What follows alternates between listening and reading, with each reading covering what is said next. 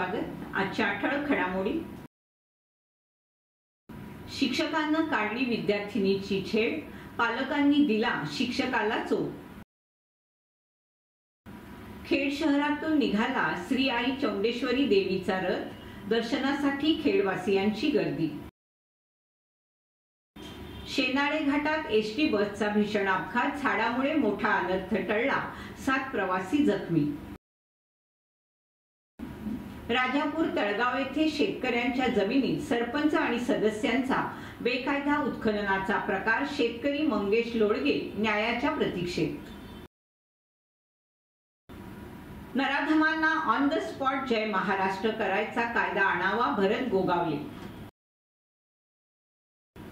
Mahad MIDC पोलिसांची मोठी कारवाई, 6 बांगलादेशी नागरिक ताब्यात। विरोधी पक्षनेते अंबादास दानवे यांची तळीये दरडग्रस्त गावाला भेट। सविस्तर वृत्त। 10वीत शिकणाऱ्या विद्यार्थिनीची छेडछाड काढल्याप्रकरणी पालकांनी शिक्षकाला चोप दिल्याचा प्रकार रत्नागिरी शहरातील एका नामांकित शाळेत घडला। या प्रकरणात कंत्राटदार तत्वावर असलेल्या शिक्षकाला शाळेनं त्वरित निलंबित केलं। पोलिसांनी या प्रकरणी शिक्षकाला ताब्यात घेतलंय। छेडछाड केलेल्या विद्यार्थिनीच्या पालकांनी शाळेत जात संबंधित शिक्षकाला जाब विचारत त्याच्या कानशिलात लगावली। त्यानंतर पोलीस आणि संस्थेचे सदस्य देखील शाळेत दाखल झाले। या प्रकरणी चौकशीसाठी काही मुलींचे जबाब देखील पोलिसांकडून नोंदवले जाणार आहेत। नातूनगर तांबटवाडी येथील सतनाम प्रासादिक भजन मंडळाच्या वतीने श्री विठ्ठल रखुमाई मंदिराचा वर्धापन दिन आणि हरिनाम सप्ताह मोठ्या भक्तिभावाने साजरा करण्यात आला। या पवित्र प्रसंगी जनसेवक ग्रंथालय खवटी येथील ग्रंथपाल राजेंद्र दळवी यांच्या पुढाकारानं 2 दिवसाचं ग्रंथ प्रदर्शन भरवण्यात आलं। ग्रंथ प्रदर्शनाचं उद्घाटन तांबट महाराज यांच्या शुभ हस्ते करण्यात आलं। या प्रदर्शनात विविध प्रकारचे धार्मिक, आध्यात्मिक आणि सामाजिक ग्रंथ ठेवण्यात आले होते। यामुळे भाविक भक्तांना ज्ञानाचा लाभ घेण्याची संधी मिळाली। सोहळ्याला सर्व भाविक भक्त, ग्रामस्थ, महिला मंडळ तसेच मान्यवर मोठ्या संख्येने उपस्थित होते। सर्व मंडळांनी यासाठी मोलाचं सहकार्य केलं। हा उपक्रम त्यामुळे यशस्वी झाला। कार्यक्रमाच्या शेवटी सर्व मंडळ आणि सहभागी भाविकांनी आयोजकांचे आभार मानले। या उपक्रमामुळे वाचनाची गोडी वाढण्याबरोबरच समाजात ग्रंथांबद्दल जागरूकता निर्माण झाली। या ग्रंथरूपाने जो ठेवा आहे तो सर्वसामान्य माणसापर्यंत पोहोचवण्याचं काम काही मंडळी करत असतात आणि त्याच्यातच आपले राजेंद्र दळवी जे आहेत ते खवटीच्या आपल्या या पंचक्रोशीमध्ये हे ग्रंथ सेवक म्हणून काम करत असताना त्यांना एक इच्छा झाली आणि आपल्या पांडुरंगाच्या आशीर्वादाने ते इथं आपल्यापर्यंत संपूर्ण हा वारकरी संप्रदायाचा नवे आपल्या हिंदू धर्म ग्रंथांचा जो ठेवा आहे तो अगदी वाचणाऱ्या माणसाने वाचायलाच हवा, पण ज्यांना वाचता येत नाही त्यांनी जरी आपल्या पूजापाठाच्या वेळेला एक ग्रंथ आपल्या देवारात ठेवला आणि त्याच्यावरती रोज जरी फुल वाहिलं तरी ती श्रद्धा आणि त्या धर्मग्रंथाप्रती असलेलं तत्वज्ञान आपल्या मनात उतरत असतं आणि ते आपल्या आचरणात येतं आणि हे आचरण आजच्या काळात गरजेचं आहे। आणि ही बाजू ओळखून आपले दळवी साहेब इथपर्यंत पोहोचले आणि आपला जो नाम सप्ताह चालू आहे त्याच्यामध्ये ही धर्मजागृती करण्यासाठी जी आपल्या आजच्या काळामध्ये मोबाईलच्या 15-20 हजाराच्या खरेदीत जाताना आपण कोणताही विचार करत नाही, परंतु 100-200 रुपयाचं एक खेड तालुक्यातील प्रसिद्ध श्री देवी चौंडेश्वरी नवरात्र उत्सव आणि कार्यक्रम मोठ्या उत्साहात आणि भक्तिमय वातावरणात पार पडला। श्री देवी चौंडेश्वरी कोष्टी समाज देवस्थान मंडळ यांच्या वतीने आयोजित श्री चौंडेश्वरी देवीचा नवरात्र उत्सवाला 7 जानेवारी पासून सुरुवात झाली। या नवरात्र उत्सवात घटस्थापना, अभिषेक, मालाबंधन, कुंकुमार्चन, षोडशोपचार पूजा, रांगोळी स्पर्धा, भजनी मंडळाचं भजन, महिलांसाठी मनोरंजनात्मक स्पर्धा असे कार्यक्रम पार पडले। तर काल 12 जानेवारी रोजी श्री सत्यनारायणाची महापूजा, चंडिका होम तसेच विविध सांस्कृतिक स्पर्धा आणि रात्री 9 वाजता गंधस्वरांचे हा कार्यक्रम संपन्न झाला। 13 जानेवारी रोजी दुपारी 12 ते 2 या वेळेत भाविकांनी महाप्रसादाचा लाभ घेतला। संध्याकाळी श्री चौंडेश्वरी देवीच्या रथ उत्सवाला सुरुवात झाली, तर रात्री मनोरंजनासाठी स्वरांजली म्युझिक ग्रुप यांचा बँड आयोजित करण्यात आला।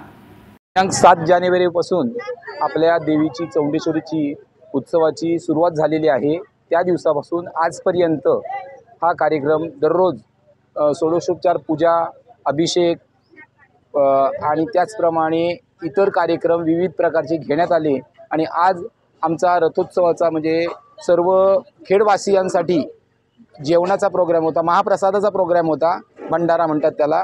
आणि त्यामधून आम्ही आता पूर्ण 3:30 वाजेपर्यंत 11 ते 3:30 वाजेपर्यंत महाप्रसाद झाला आणि आता संध्याकाळच्या सत्रामध्ये रथोत्सव आम्ही मिरवणूक काढणार आहोत. त्याची आता सुरुवात आम्ही केलेली आहे आणि देवीला रथामध्ये बसवलेला आहे.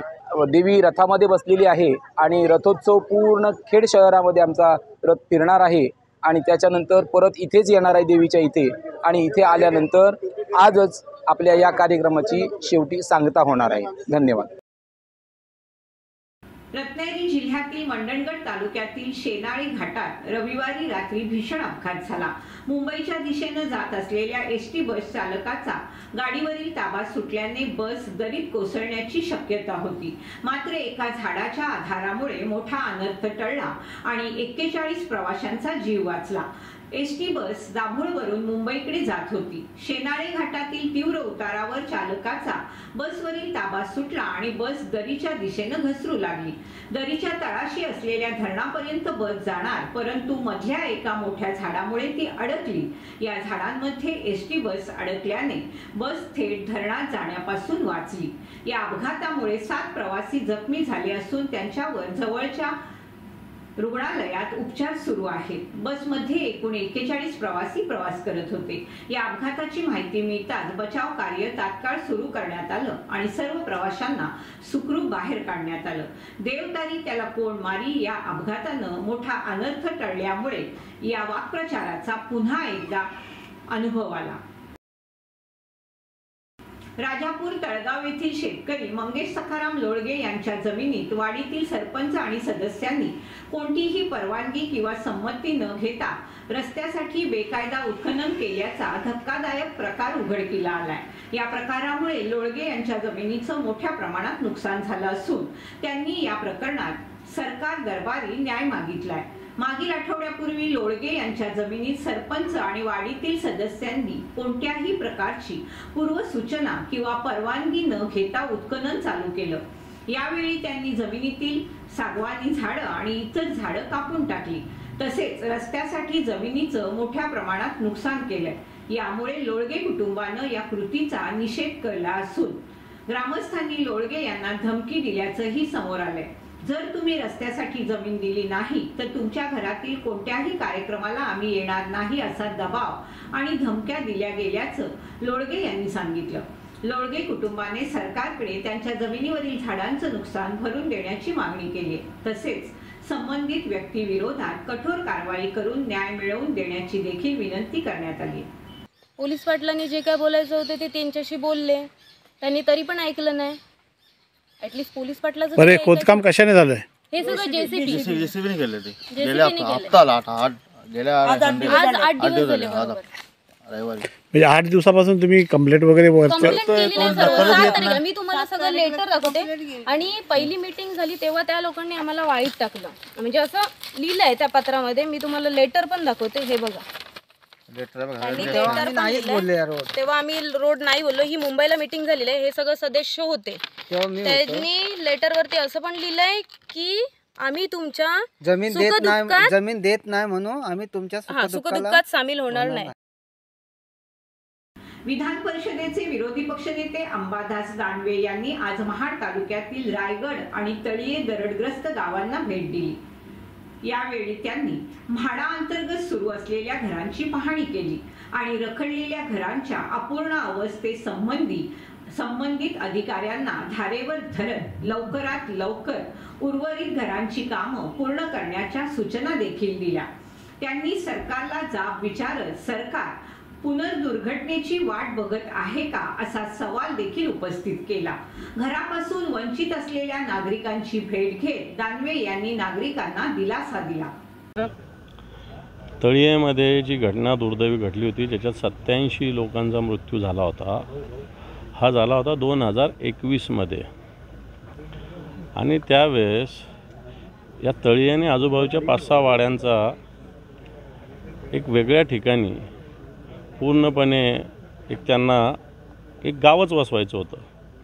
जवळपास 271 घरं त्याच्यासाठी आवश्यक आहे आता मी माहिती घेतली 66 घरं पूर्ण झालेले, एक 35 घरं कंप्लिशनसाठी बाकी आहेत, 200 घरांसाठी जागा आहे, पण पूर्ण जवळपास 100च्या आसपास झाले. 100 घरं अजून बांधायची बाकी आहेत.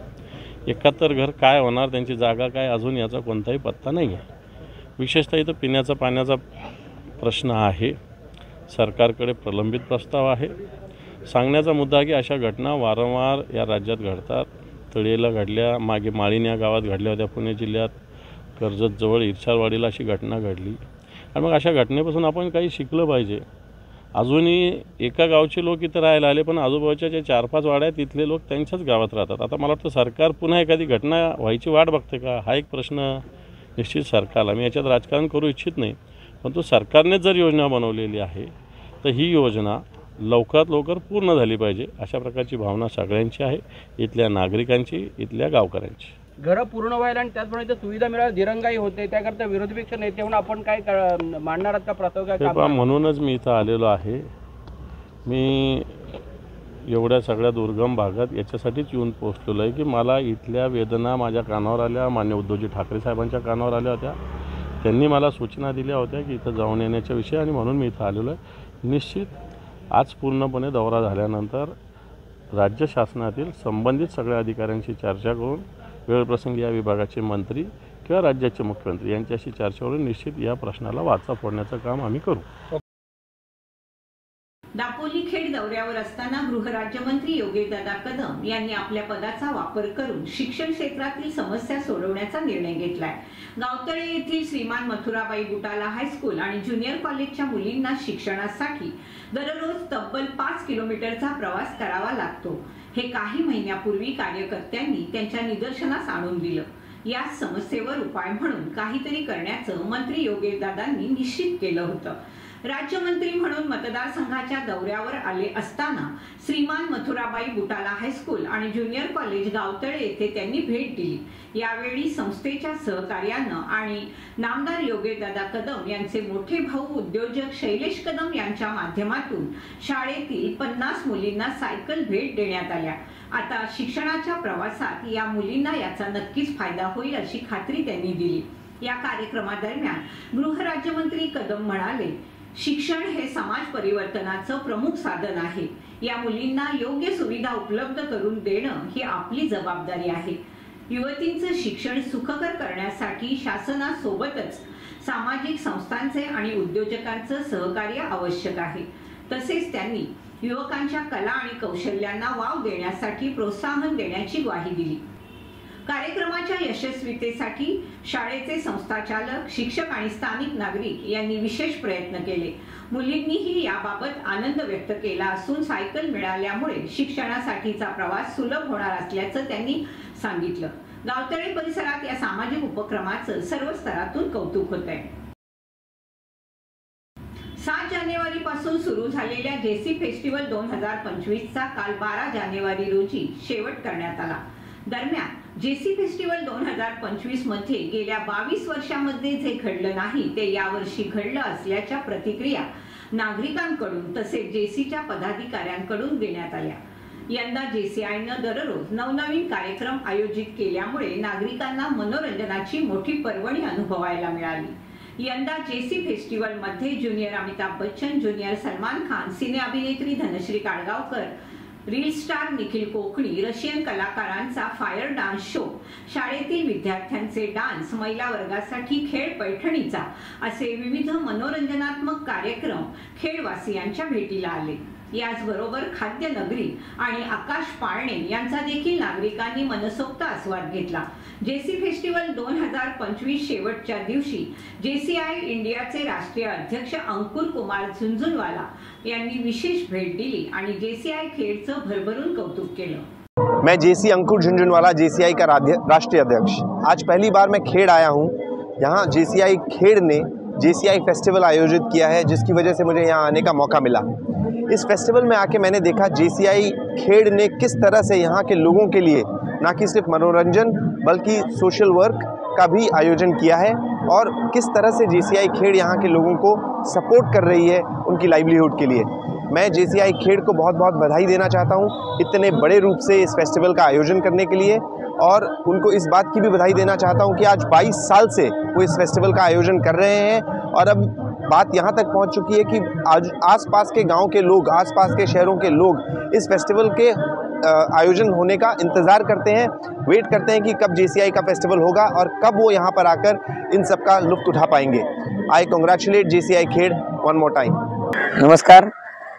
JC फेस्टिवल 2025चा 6वा आणि आज शेवटचा दिवस होता आणि ह्या दिवशी आम्हाला भेट देण्यासाठी, खेड JCI फेस्टिवलला भेट देण्यासाठी JCI इंडियाचे राष्ट्रीय अध्यक्ष JC अंकुर कुमार झुंझुनवाला हे या ठिकाणी उपस्थित होते। त्यांनी या कार्यक्रमाला भरघोस अशा शुभेच्छा दिल्या। त्याचबरोबर खेडमधील बहुसंख्य नागरिक या ठिकाणी उपस्थित होते।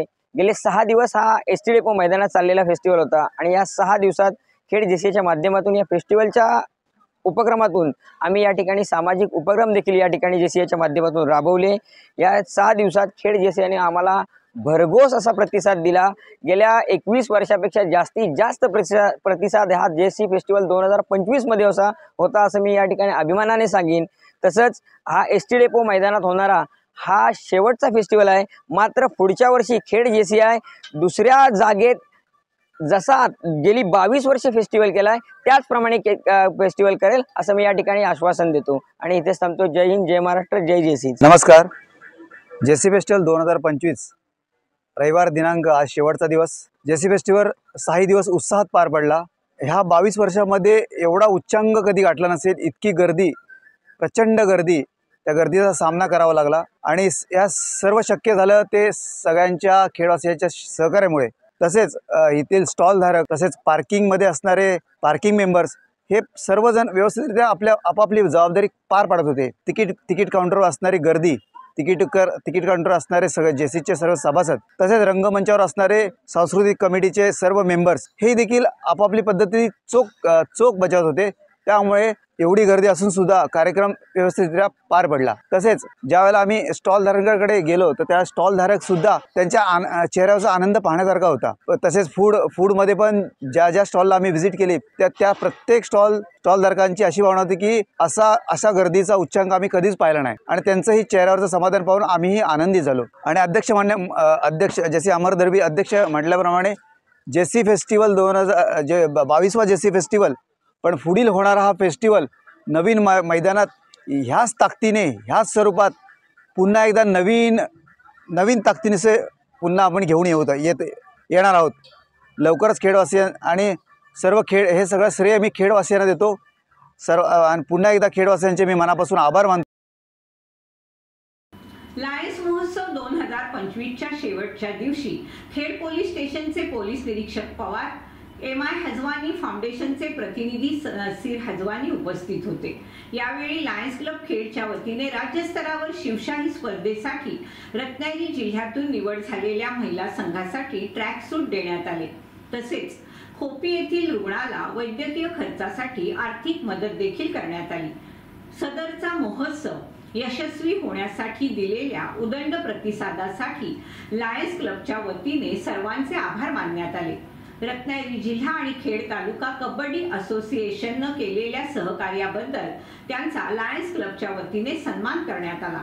लायन्स क्लबचे अध्यक्ष सुरेश चिकणे यांनी कार्यक्रम यशस्वी होण्यासाठी देणगीदार, हितचिंतक आणि लायन्स क्लबच्या सर्व मेंबर्सचे आभार मानले। Lions club of Khed city आयोजित लायन्स क्रीडा महोत्सव 2025 या तालुका क्रीडा संकुलाच्या मैदानावर गेले 9 दिवस क्रीडा स्पर्धा आयोजित केलेल्या होत्या आणि आजच्या या शेवटच्या दिवसाच्या निमित्ताने आज या ठिकाणी महिला आणि पुरुष अशा गटामध्ये फायनलच्या ह्या स्पर्धा झाल्या आणि त्यामध्ये विजेता म्हणून अनिकेत स्पोर्ट्स क्लब भरणे आणि उपविजेता स्वराज्य चिपळूण या संघाने इथं यश प्राप्त केलं।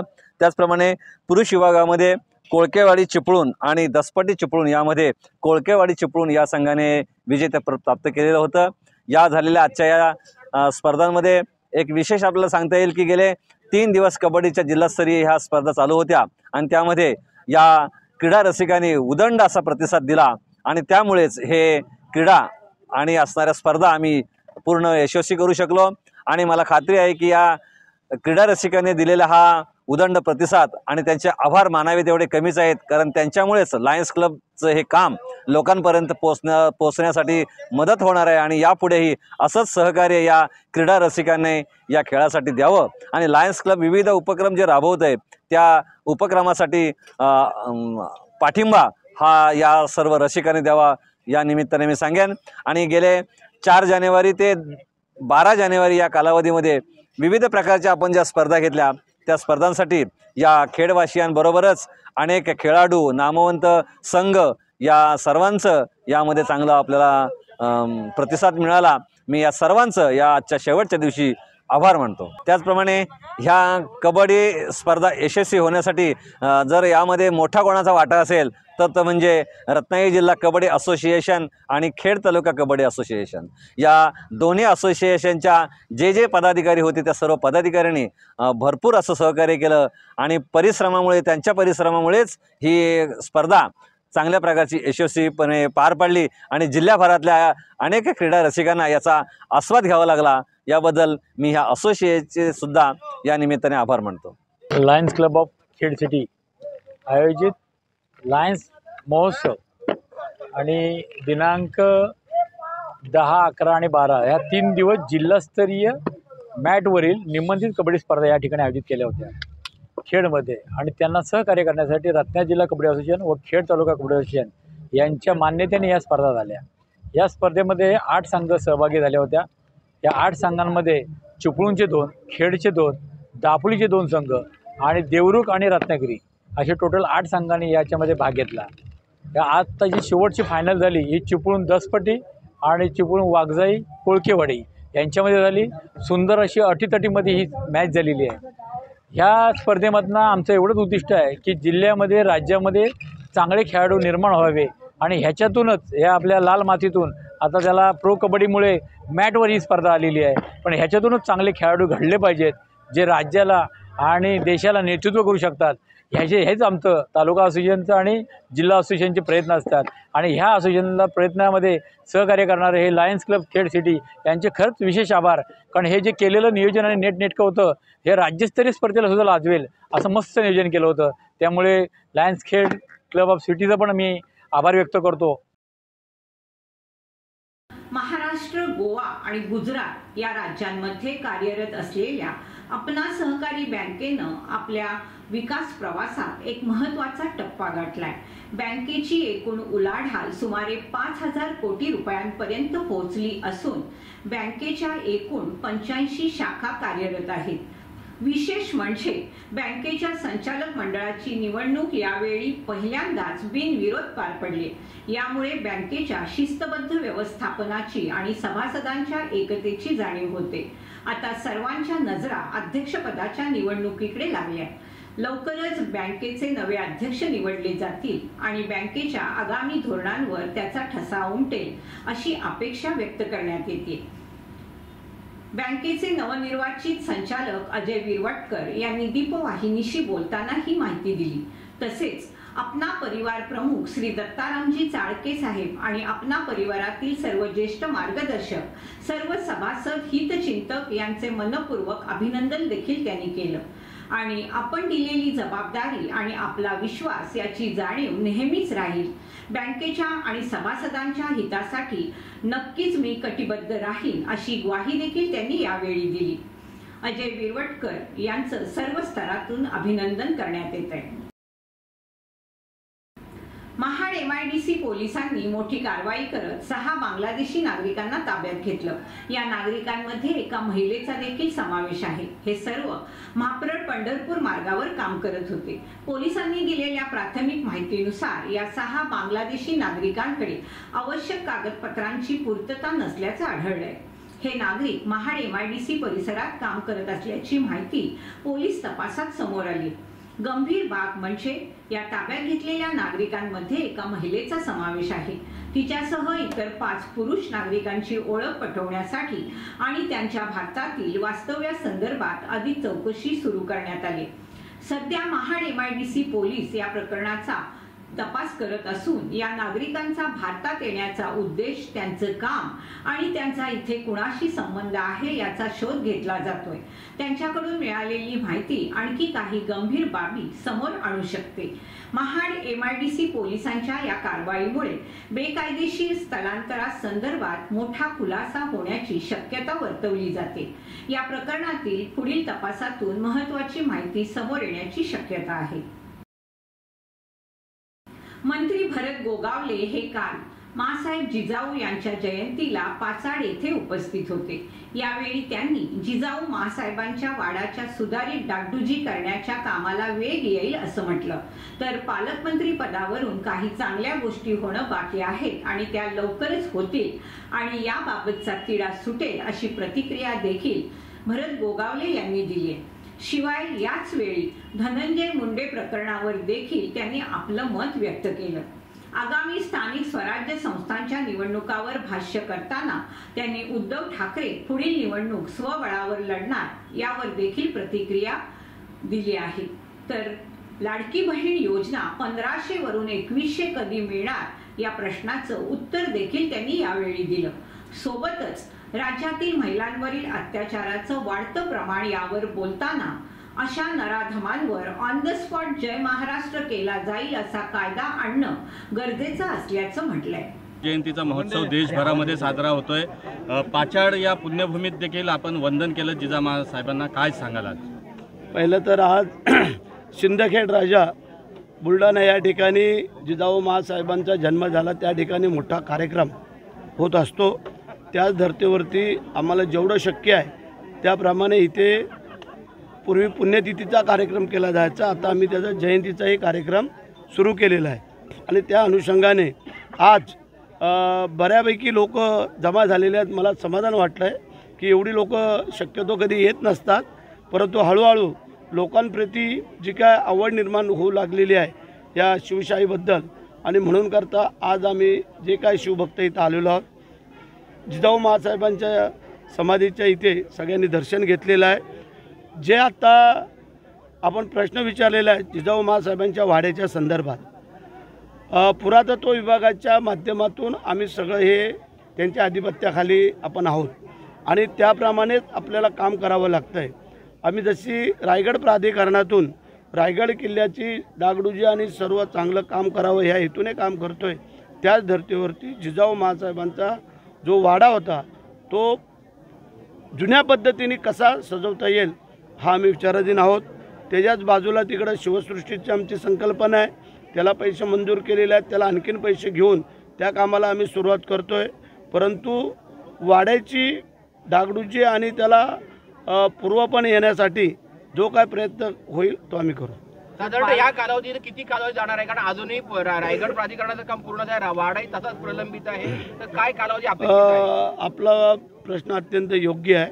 ह्या धर्तीवरती एक मीटिंग होणं गरजेचं आहे की ह्या सगळ्या विभागातील वरिष्ठ अधिकारी आणि आम्ही एक मीटिंग करून तुम्हाला पूर्ण कल्पना त्याची देऊ इच्छितो। बरेचसे पालकमंत्री पदापर्यंत कधी निश्चित होईल आणि तुमचं पालकमंत्री पद आता ज्या पवित्र ठिकाणी आपण सगळे जमा झालेलो आहोत ते योग्य निर्णय होईल असं आम्हाला दिसतं आहे। कारण समोर शिवाजी महाराजांची समाधी आहे, पाठीमागे जिजाऊ महासाहेबांची समाधी आहे आणि मध्ये आपण आहोत, त्यामुळे रायगडला न्याय आणि हा दिला जाईल असं आम्हाला वाटतंय। शेवटाचा राजकीय प्रश्न निघाला म्हणून सांगतो विचारतो की पालकमंत्री पद म्हणजे मंत्रिमंडळ झालं, मंत्रिमंडळाचा विस्तार झाला, मंत्रिमंडळाची पदं वाटप झाले, मात्र पालकमंत्री पदाचं अजूनही वाटप होत नाही, नक्की घोडा अडलाय कुठे? अडला असं म्हणता येणार नाही, परंतु मी मागच्या वेळेला सांगितलं होतं काही गोष्टी चांगल्या होत असताना थोडा उशीर लागतो आणि त्याप्रमाणे निर्णयात आलेले आहेत। एका दोन काय अपवाद आहेत ते झाले का या नवीन वर्षाच्या पुढच्या महिन्याच्या सुरुवातीला हे होईल असं आम्हाला वाटतं। शिवरायांचा इतिहास जिवंत राहावा आणि हा इतिहास पुढच्या पिढीला कळावा याकरता सातत्यानं कृतीतून नेहमीच प्रयत्नशील असलेल्या अखिल भारतीय मराठा सेवा संघ प्रणीत ताराराणी ब्रिगेड कडून यंदाचा जिजाऊ पुरस्कार हा विविध क्षेत्रात नाविन्यपूर्ण कामगिरी करणाऱ्या कांचन जाधव यांना देण्यात आला। मंत्री भरत गोगावले यांच्या हस्ते हा पुरस्कार देण्यात आला। माँसाहेब जिजाऊ यांच्या 426व्या जयंतीला ताराराणी ब्रिगेड कडून विविध कार्यक्रमांचं आयोजन करण्यात आलं होतं। या प्रसंगी हा पुरस्कार सोहळा पार पडला। यावेळी अनेक शिवकन्या आणि शिवभक्त पाचाड येथील माँसाहेब जिजाऊ यांच्या समाधी स्थळावर उपस्थित होते। या पुरस्कार प्रसंगी ताराराणी ब्रिगेडच्या राष्ट्रीय अध्यक्षा वंदनाताई मोरे, उपाध्यक्षा कविता खोपकर, प्रदेश अध्यक्ष मेघा मोरे, रायगड जिल्हा अध्यक्षा वर्षा मोरे देखील उपस्थित होत्या। आज जिजाऊ जयंती निमित्त आपण सर्व येथे एकत्र आलो आहोत। जिजाऊंच्या पायथ्याशी एकत्र पाछाडमध्ये आलो आहोत। आज माझ्यासाठी हा खूप भाग्याचा दिवस आहे की आज महाराष्ट्र प्रदेश अध्यक्षा वंदनाताई मोरे आणि त्यांचे जे पदाधिकारी आहेत ह्या महाराष्ट्रावर त्यांची कामं चालू आहेत।